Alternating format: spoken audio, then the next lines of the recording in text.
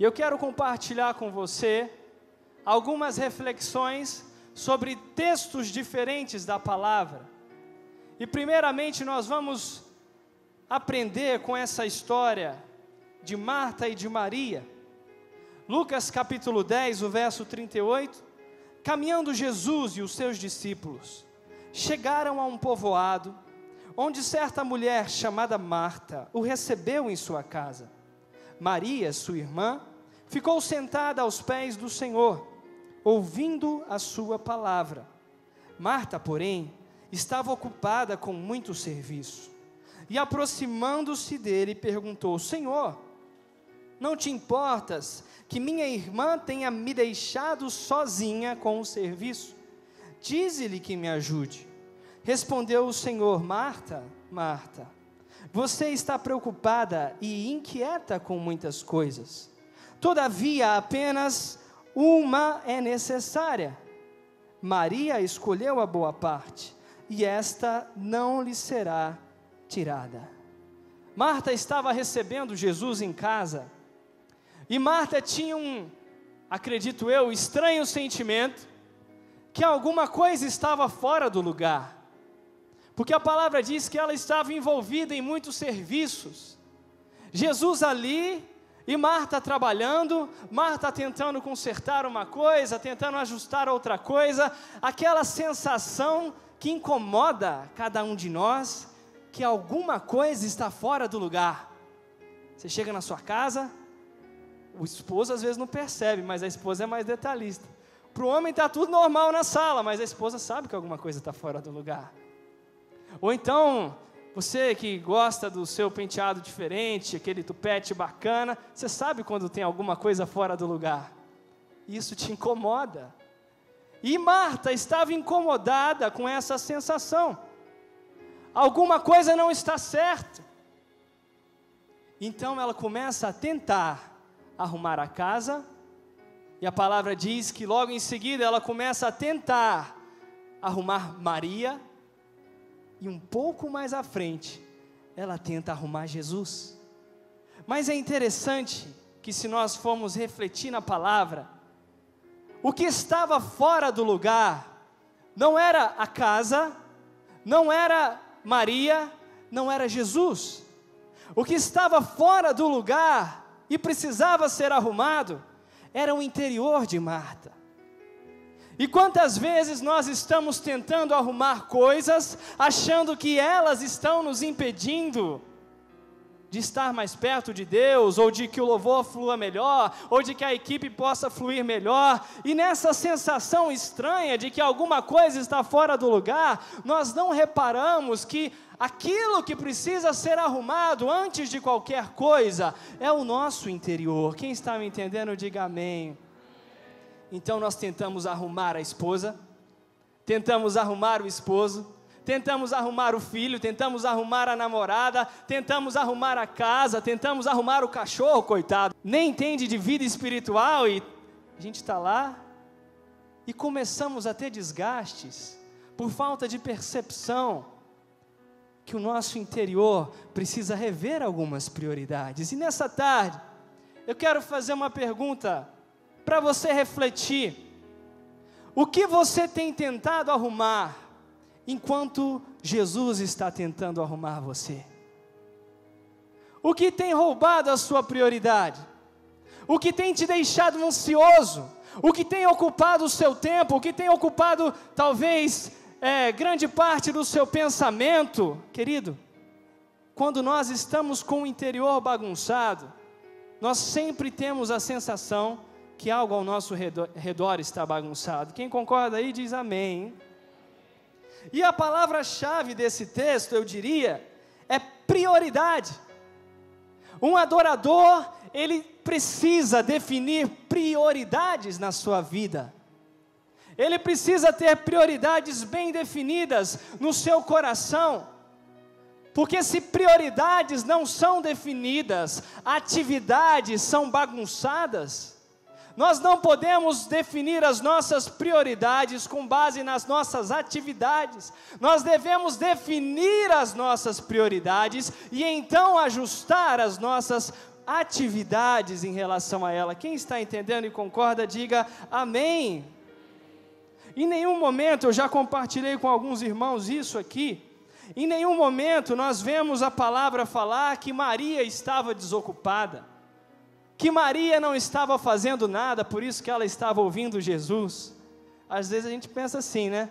Fulano tem muito tempo para dar para Deus, por isso que ele está lá no Santo dos Santos, por isso que ele já está lá. Querido, a palavra não diz que Maria estava desocupada, a palavra nos mostra que ela tinha uma prioridade. E se a casa está bagunçada, mas chegou a hora de encontrar Jesus, se o relacionamento está bagunçado, se o meu emprego está atribulado, mas chegou a hora de encontrar Jesus, eu vou parar o que eu estiver fazendo, porque eu tenho uma prioridade, e eu vou definir as minhas atividades de acordo com a minha prioridade, que é Jesus. O que está roubando o seu coração da melhor parte? Jesus falou, Maria escolheu a melhor parte. Jesus falou para Marta, olha, Maria escolheu a melhor parte. Marta, você perdeu a sensibilidade de que eu estou aqui. Marta, com muito amor, eu imagino Jesus falando, não perca a sensibilidade da presença. Eu estou aqui. Não perca a sensibilidade de quando eu chamo, de quando eu convoco, de quando eu falo. Escolha a melhor parte, querido. Talvez muitas vezes a gente serve tanto, se preocupa com tanta coisa, e a gente vê, Jesus entrou na casa, Jesus saiu da casa e nada aconteceu comigo. Fala, misericórdia! Eu quero ter um encontro com Jesus. Eu quero ouvir Jesus. Nada faz sentido. Nada faz sentido da minha arrumação, do meu zelo com a obra, do meu zelo com o ministério, se eu não receber algo de Jesus. Marta estava tentando arrumar a casa natural, enquanto a casa espiritual estava bagunçada. Marta estava tentando arrumar a bagunça dos homens naquela casa, e depois de arrumar a bagunça dos homens, e ter o tempo com Jesus. E quantas vezes nós tentamos isso no nosso dia? Às vezes uma discussão familiar, vou para a igreja agora não, estou chateado. Vou para o ensaio agora não, estou chateado com aquela pessoa. Não acontece com ninguém isso, não é verdade, gente? Só pisca os olhos quem concorda comigo. Não acontece isso. Não vou não, porque eu estou tentando, primeiro, arrumar uma bagunça de relacionamento, para depois estar com Jesus. Não faça isso, querido. Não faça isso, querido. Priorize Jesus. Priorize Jesus no seu coração. Quando você colocar o foco em Jesus, a bagunça vai ser consertada. Aquilo que está difícil vai ser aliviado. E você vai ver, eu escolhi a melhor parte. Nós estamos na melhor parte nessa tarde. Nós estamos ouvindo a voz do Senhor. Quem se alegra por isso, diga obrigado, Jesus. Quero convidar você a ir ao livro de Êxodo, capítulo 17. Primeiro nós falamos sobre prioridades. Um adorador sabe definir prioridades. E ele ajusta as suas atividades de acordo com as suas prioridades. E agora nesse capítulo 17 do livro de Êxodo, quero falar outra coisa com você, que está muito ligado à vida de um adorador, à vida de um levita, à vida de um músico, à vida de um cantor. Se chama equipe. Quem faz parte de alguma equipe na igreja, levanta a sua mão. Quem tem certeza que a sua equipe é a melhor do mundo, diga aleluia. Amém, é isso aí, a gente tem que ter essa convicção. Alguns falaram meio... que quando eu falo equipe, eu lembro de uma pessoa, eu não lembro do grupo. Aquela situação me desgastou tanto que quando eu falei equipe, eu só lembro do desgaste. Mas isso não vai acontecer mais em nome de Jesus. Êxodo 17, ainda que não seja na adoração, mas essa palavra nos conta uma equipe, uma super equipe formada por homens de Deus. Verso 8 do capítulo 17. Sucedeu que os amalequitas vieram atacar os israelitas em Refidim. Então Moisés disse a Josué: escolha alguns dos nossos homens e lute contra os amalequitas.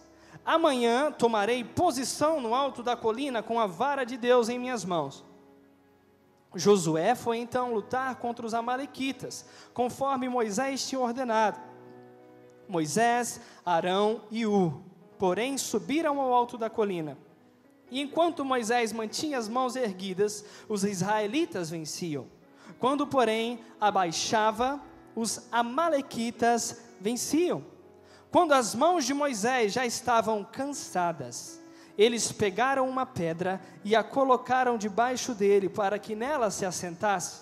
Arão e Hur mantiveram erguidas as mãos de Moisés, um de cada lado, de modo que as mãos permaneceram firmes até o pôr do sol. E Josué derrotou o exército amalequita ao fio da espada.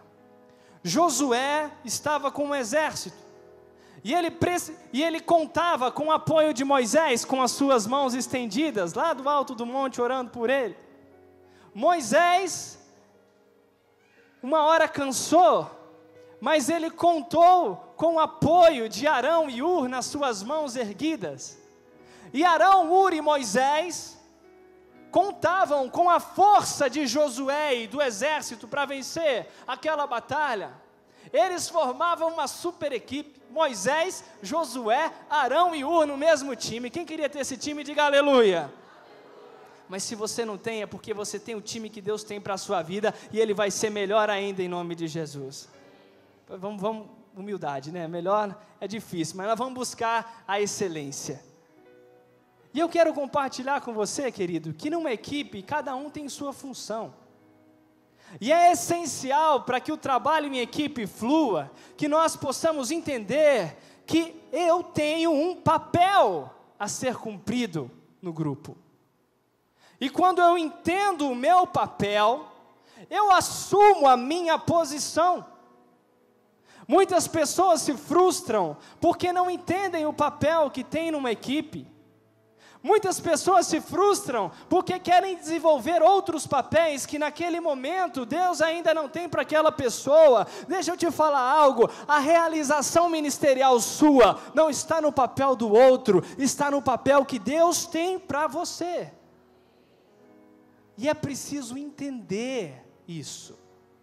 Quando eu entendo o meu papel hoje na equipe, eu tenho confiança, eu tenho ousadia, e eu faço aquilo com uma autoridade que só tem quem tem a revelação do lugar. E talvez nessa tarde você ainda não entendeu o seu papel, mas o Espírito Santo vai te ajudar. Toda a função em uma equipe é importante. Eu não saberia definir aqui quem que é o mais importante, Moisés que levanta as mãos, Arão e Hur que sustentam, ou Josué que está na frente do campo de batalha. Não sei dizer quem é mais importante. E quando os discípulos viravam para Jesus e perguntavam: Jesus, quem é o maior de nós? Jesus não citava nomes, Jesus só falava: quem quer ser o maior de vós? Que sirva, que sirva, que sirva. Que sirva onde você está, que sirva a sua equipe, que não só faça a sua parte sem olhar para o lado, mas faça a sua parte entendendo que ela abençoa alguém do seu lado, que alguém do seu lado precisa da sua parte, assim como você precisa da parte de alguém nessa equipe. Deus nos ensina nessa passagem que não importa qual é o nível de proximidade que nós temos com Ele. Moisés era um homem que viu a glória de Deus. Moisés falava com o Senhor face a face. Moisés foi um homem escolhido por Deus, mas ele precisava de Josué. Ele precisava de Arão e Hur, e ele precisava de pessoas que o nome não aparece na Bíblia, mas que faziam parte daquele exército. E nessa tarde eu quero te lembrar, você precisa de pessoas, então invista em relacionamentos. Invista em relacionamentos. Invista. Bispo, é muito difícil relacionar na minha equipe, mas quem disse que seria fácil? A palavra só nos diz que é recompensador.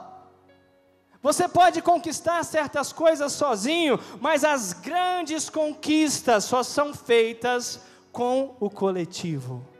Com a sua vara, sozinho, só com o seu recurso pessoal, Moisés conseguiu até vencer uma batalha, mas essas batalhas maiores, ele só conseguiria com o apoio de pessoas. E se você quer ser um homem de Deus, usado na sua geração, se você quer ser um adorador, um levita, levantado por Deus, tenha o entendimento que os relacionamentos são bênção para a sua vida.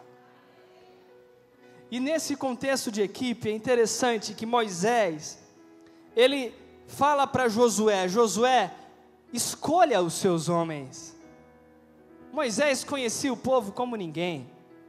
Moisés conhecia Deus como ninguém. Moisés tinha muito mais experiência de relacionamento com Josué. Mas Moisés entendeu que numa equipe sadia, é preciso darmos liberdade para que outros façam escolhas. Ainda que eu seja o líder de uma equipe de louvor, eu não posso escolher tudo. E quem já tentou entende o que eu estou falando. Se eu lidero uma equipe de louvor, eu não posso escolher todas as músicas que serão tocadas de segunda a domingo, qual tom vai ser tal isso, não sei o que, não sei o que, não sei o que. Queridos, ainda que o desejo seja bom, isso mata a equipe, porque as pessoas se sentem sem utilidade, porque as pessoas se sentem sem autonomia, porque as pessoas vão se frustrar. É verdade ou não é? É verdade ou não é? E eu não falo isso só para os líderes, eu falo isso para toda a equipe. Às vezes o músico que entende mais da equipe, sempre tem alguns que estão começando, outros que já estão com tempo, outros têm mais experiência. Ainda que você entenda mais, querido, tenha um entendimento de algo que é sadio para a equipe. Você não pode tentar definir tudo. É preciso dar liberdade para que as pessoas tenham ações dentro daquela esfera que Deus deu a cada uma delas. E eu louvo a Deus pela Fonte da Vida, porque ela é uma igreja que abre espaços para quem se mostra compromissado com Deus. Não estou falando abrir espaço para uma pessoa que não tem compromisso com Deus, não é isso não. Moisés conhecia Josué. Abra espaço, aprenda a ceder algumas vezes. Se você é o líder, se você é quem sabe mais, então está na hora de exercitar uma lição preciosa que se chama humildade. Ainda que aquela nota bateu na trave, ainda que aquela pessoa toca menos que aquela outra pessoa que não está naquele dia, ainda que isso, ainda que aquilo outro. Ei, Josué, eu confio em você, escolhe você hoje e a gente vai ficar mais forte como equipe. Fala para o seu irmão, escolhe bem, querido, porque a sua escolha vai interferir na nossa equipe. E esse é o outro lado. Aleluia, o bispo falou o que eu queria. Vou chegar no meu líder e vou falar: agora é eu que faço a escala, eu ministro tudo que eu quiser, eu vou fazer o que eu quiser, aleluia. Moisés não perdeu a autoridade não, querido. Deus continua colocando autoridade sobre Moisés. Se Deus está te dando um espaço, tenha um entendimento, que é porque você alcançou esse espaço na obediência, na submissão, e Deus está te falando: agora você pode exercer, mas não tire os passos anteriores que te trouxeram até aqui. Então, isso me traz uma responsabilidade de escolher. Falei do Moisés, deixar Josué escolher. Agora eu falo do Josué, que foi escolhido para escolher. Josué que ganhou um espaço. Josué que ganhou não só um espaço, não fazer o que quiser, mas uma responsabilidade. Um levita, um adorador, alguém que tem compromisso com a equipe, ele tem uma coisa muito clara no coração: cada ação que eu faço repercute na minha equipe, cada ação que eu faço de alguma forma afeta a minha equipe, seja a pessoa mais madura, seja a pessoa mais simples. Então isso gera no meu coração uma alegria de servir, sim, mas isso gera no meu coração um temor, uma reverência, um respeito, para agir, para escolher para aconselhar, para repreender, para exortar. Nós precisamos ter esse temor quando Deus nos dá liberdade. Quem está entendendo o que eu estou falando, diga amém. Quando um espaço é aberto para nós não podemos usar o espaço para fazer as vinganças guardadas há muito tempo. Agora que eu coordeno a escala do Beck, agora que eu coordeno a escala dos músicos, eu vou gelar aquele irmão. Vai ficar 2 meses sem pegar numa corda. Não. Você tem a responsabilidade de manter a equipe fluindo bem. As escolhas não podem ser baseadas nas emoções. As escolhas não podem ser baseadas na justiça natural. As escolhas devem ser baseadas no grupo, na igreja, no coletivo, no amor ao próximo. E é assim que Deus vai te dar mais papéis. Josué tinha um papel naquele dia. E você tem um papel hoje. Talvez não é o papel que você quer ter para o resto da sua vida. Josué não teve aquele papel para o resto da sua vida. Deus muda papéis ao longo da nossa caminhada. Josué começou acompanhando Moisés na tenda do encontro. Josué depois liderou uma batalha. Aí Josué depois foi enviado como um dos 12 espias, dentre 1 milhão de pessoas. Ele foi um dos 12 que pisaram na terra prometida antes de qualquer um. Até que chega o momento que Josué assume o povo de Israel. Porque Deus foi lhe dando papéis diferentes, à medida que a fidelidade, à medida que o coração de Josué permanecia fiel a Moisés, permanecia fiel a Israel, permanecia fiel ao Senhor.